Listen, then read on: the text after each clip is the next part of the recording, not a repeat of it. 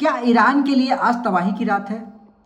आपको बता दूं, अमेरिका के राष्ट्रपति डोनाल्ड ट्रंप ने मंगलवार तक ईरान को अल्टीमेटम दिया है कि मंगलवार तक होर्मुज खोल दो भाई, नहीं तो जो हम समझौता किए हैं उस पर साइन कर दो और आगे बढ़ो, नहीं तो हम तुम्हें इतने मारेंगे, इतना गोला बारूद मारेंगे कि ना तुम्हारे यहाँ कोई पुल होगा, ना तुम्हारे यहाँ कोई सड़क होगा।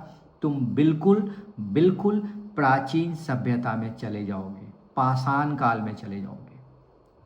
आपको बता दूं, अमेरिका के राष्ट्रपति लगातार लगातार लगातार लगातार ईरान पे दबाव बना रहे हैं किसी भी तरीके से कि युद्ध रुक जाए, क्योंकि अमेरिका का जितना नुकसान हो रहा है उतना ईरान का भी नुकसान हो रहा है। हालांकि ईरान का ज़्यादा नुकसान हो रहा है, बट अमेरिका का भी कम नुकसान नहीं हो रहा है। इसीलिए अमेरिका के राष्ट्रपति ये चाहते हैं कि ये जो युद्ध है वो ज़्यादा लंबा ना खींचे, क्योंकि अगर युद्ध ज़्यादा लंबा खिंच गया तो इससे अमेरिका को भी नुकसान हो रहा है।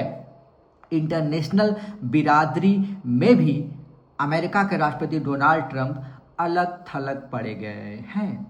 कोई भी देश अमेरिका का साथ नहीं दे रहा है एक्सेप्ट इजराइल, और बाकी के खाड़ी के देश हैं वो तो साथ दे रहे हैं, कहने का मतलब, लेकिन वो किस काम के? क्योंकि वो साथ इसलिए दे रहे हैं क्योंकि उनकी वो मजबूरी है, क्योंकि खाड़ी देशों में अमेरिका का सेना अड्डा है, इसीलिए वो लोग साथ दे रहे हैं और उनके पास कोई ऑप्शन नहीं है। हालांकि इन सब धमकियों से परे जाके ईरान कहता है हमें कोई फर्क नहीं पड़ रहा है, ना हम युद्ध रोकेंगे और ना ही हम होर्मुज को खोलेंगे, हम कुर्बानी देने के लिए तैयार हैं। ईरान के सुप्रीमो लीडर मुज्तबा खामनेई ने ये हुकार भरते हुए कहा है कि हम ना ही होर्मुज खोलेंगे और ना ही हम युद्ध रोकेंगे। तुम्हें हमें मार देना है, हम कुर्बानी के लिए रेडी हैं, तुम हमें मार दो, लेकिन अगर होर्मुज खुलेगा या युद्ध विराम होगा तो हमारी जो शर्तें 10 हम पॉइंट दिए हैं उस पॉइंट पे बातें होगी, तब जाके हम होर्मुज जलडमरू मध्य को बंद करेंगे या खोलेंगे, हम डिसाइड करेंगे।